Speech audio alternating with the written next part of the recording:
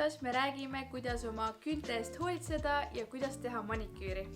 Inimesel on küüned seetõttu, et küüned aitavad kaitsta meie sõrmi ning tänu sellele on lihtsam meil asju haarata. Lisaks sellele, et nii varbaküüned kui ka sõrmeküüned on meie jaoks väga olulised, meeldib inimestele neid ka päris palju kaunistada. Küüned näitavad väga palju ka sinu tervise kohta. Kui sa ei söö tervislikult või kui sa ei tarbi piisavalt vett, siis see võib ka väljendada sinu küünte välimuses. Sinu halvad eluharjumused väljenduvad kõik küüntes. Küüntele võivad tekkida triibud, vaod, võivad kergesti murduda, võivad minna kihiliseks, võivad isegi minna kollaseks. Sellele, et küünte olukorda mõjutavad väga paljud sinu harjumused, on väga oluline tähelepanu pöörata ka sellele, kuidas sa oma küünte eest ise hoolitsed. Kui sa hoolitsed oma sõrmeküünte eest, siis seda nimetatakse maniküüriks ja kui varbaküünte eest, siis seda nimetatakse pediküüriks. Nüüd aga hakkame tegema maniküüri. Kõigepealt vaata üle, mis seisukorras sul üldse küüned on. Küüne pikkus valitakse sinu kõige lühema küüne pikkuse järgi. Nagu näha, siis mul on murdunud üks küüs ära. See tähendab, et mina peaksingi kõik oma küüned nüüd viilima sama pikaks. Kui sul on praegu vana lakk küünte peal, siis kindlasti tuleks see kõigepealt eemaldada. Küünelaki eemaldamiseks kasuta kindlasti atsetoonivaba küünelaki eemaldajat, sellepärast, et see on palju sõbralikum su küntele. Mul küll küünelaki praegu hetkel peal ei ole, aga ma teen kuiva trenni ja näitan teile, kuidas võiks küünelaki eemaldada. Panen seda siia vatipadjakese peale ja tegelikult alguses tuleks asetada lihtsalt küüne peale, et see küünelakk niimoodi lahti sulatada ja siis sa õrnalt niimoodi tõmbad seda küüne pealt maha. Kuna väga paljud küünelaki eemaldajad on suhteliselt tugeva lõhnalised, siis võib vajada sinu tuba hiljem ka tuulutamist. Nii et kui tunned, et lõhn on väga tugev, siis tee kindlasti aknad korraks lahti. Küünelakk on eemaldatud, siis nüüd oleks aeg küüned ära viilida. Tihti kasutatakse ka küünte lõikamiseks tange, kuid nendega kindlasti ole ettevaatlik, et see oma küüneplaati liiga ei väänaks. Üldjuhul soovitatakse küüsi siiski viilida, aga võib kasutada ka väikseid küünekääre. Kuid kõige olulisem on see, et ükskõik mis vahendeid sa ka ei kasutaks, sa alati puhastaksid ja desinfitseeriksid need nii enne kui ka pärast kasutamist. Nüüd aga hakkame viilima. Küünt tohib viilida ühes suunas ühtepidi.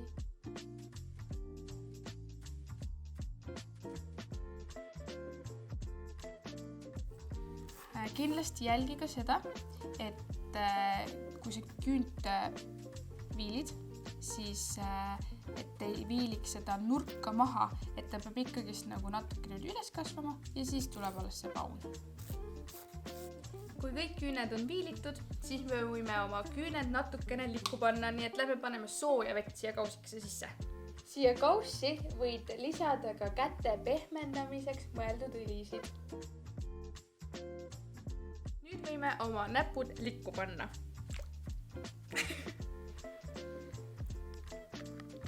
Oma näppe võiksid sa leotada sinna vees umbes niimoodi 5 minutit. Kindlasti jätta meelde järjekord, et enne viilid ja siis leotad oma sõrmi. Peale sõrmede leotamist ei tohi küüsi viilida, sellepärast et küüneplaat on hästi pehme ja te võite kahjustada oma küüsi sellega.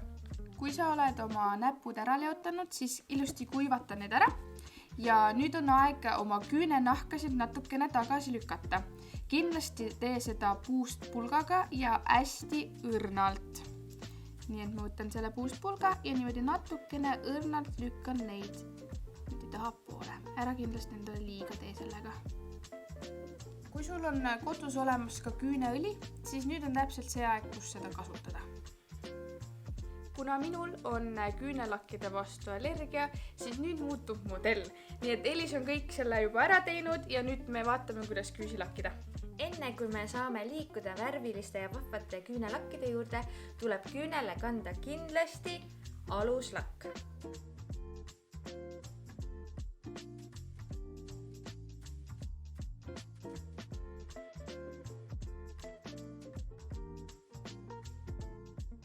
Minu aluslakil on ka juba väike värv, nii et tegelikult tundub nagu küüned olekski juba värvitud. Aga nüüd natuke kuivatame neid ja hakkame siis värvilisi lakke kasutama. peab kasutama aluslakki. Aluslakk on siis tegelikult selle jaoks, et kaitsta sinu enda küüneplaati küünelakkidest. Et küünelakid siis, kui sa kannad need otse küünele, võivad muuta küünevärvi, näiteks kollasemaks, ja küüned võivad hakata kiiremini murduma. Nii et alati jätta meelde, et kasuta aluslakki. Lisaks, kui sa kasutad aluslakki, siis seisab küünelakk ka kauem küüne peal.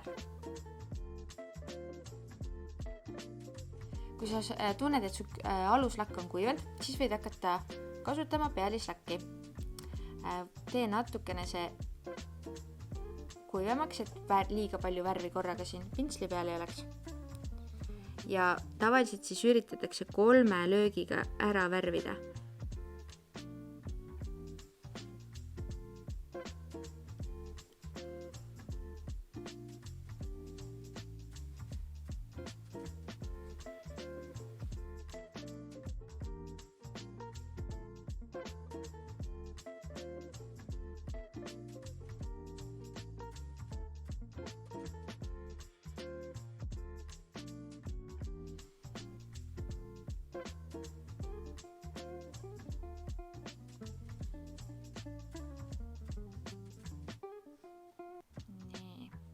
No tõsiasi on see, et parema käega, kuna ma olen paremakäeline, siis parema käega vasakut kätt on väga hea värvida, samas vasakuga paremat natuke keerulisem.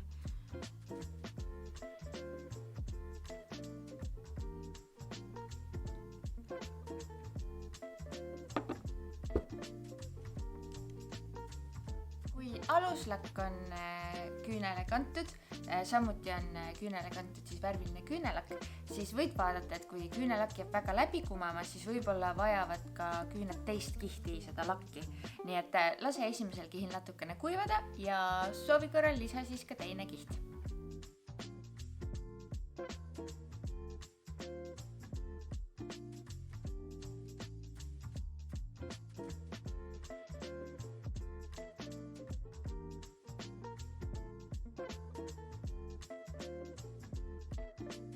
Küüned nii aluslakikihiga kui ka kahekordse värvilakikihiga värvitud, siis nüüd läheb tükk aega, et see kõik ära kuivaks.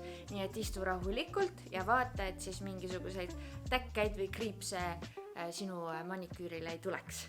Kui küünelakk on ilusti kuivanud, siis tegelikult võid vaadata üle kõik need kohad, mis sul natukene üle ääre läksid ja need siis eemaldada. Kas selleks kasutad näiteks puupulka või vatitikku ja paned vatitikule natukene siis küünelaki eemaldajad peale, et siis saad ka nurgad ilusti. Näiteks minul läks siit natukene sassi. Nii et lähme puhastame selle ära.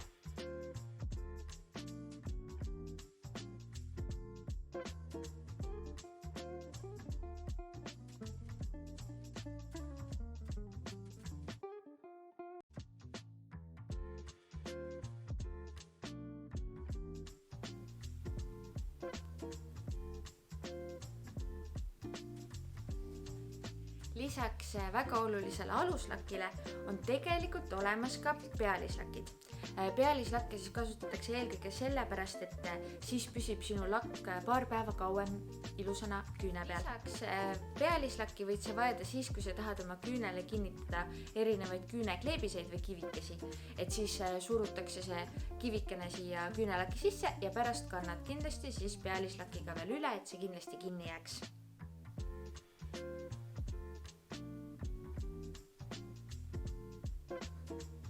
Kindlasti pööra ka tähelepanu sellele, et ka küünelakid aeguvad täpselt nagu kõik kosmeetikatooted. Nii et otsi üles kas purgimärgikene või EX ja vaata, et sa ei kasutaks vanaks läinud küünelakki. Üldiselt kestab üks küünelakk 1-2 aastat. 3 asja, mida sa peaksid tänasest videost meelde jätma. Esimene asi. Küüned on meile väga olulised ja tähtsad, seega kogu küüne tervis sõltub sellest, kuidas sa toitud, kuidas sa vett jood ja kuidas sa nende eest hoolitsed. Oma maniküüri tegemist alusta alati sellest, et sa eemaldad vana laki küüntelt. Kui sa kannad lihtsalt vanale juba pragunenud küünelakile uue küünelaki peale, siis see tulemus ei jää viisakas. Ja 3. asjaks, kindlasti kasuta alati aluslakki.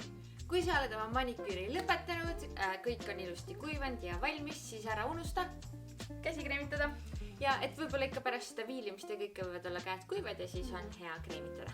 Täpselt. Aga me täname sind, et sa vaatasid meie videot Ja kindlasti katseta palju küntelakkimist. ja kui sul näiteks kohe esimese korraga või täna välja ei tulnud, siis sellest ei ole midagi, et see nõuabki harjutamist, eriti see teise käega tegemine. Selle nõrgema käega tegemine. Nii et ole tubli ja järgmise korrani. ja tšau!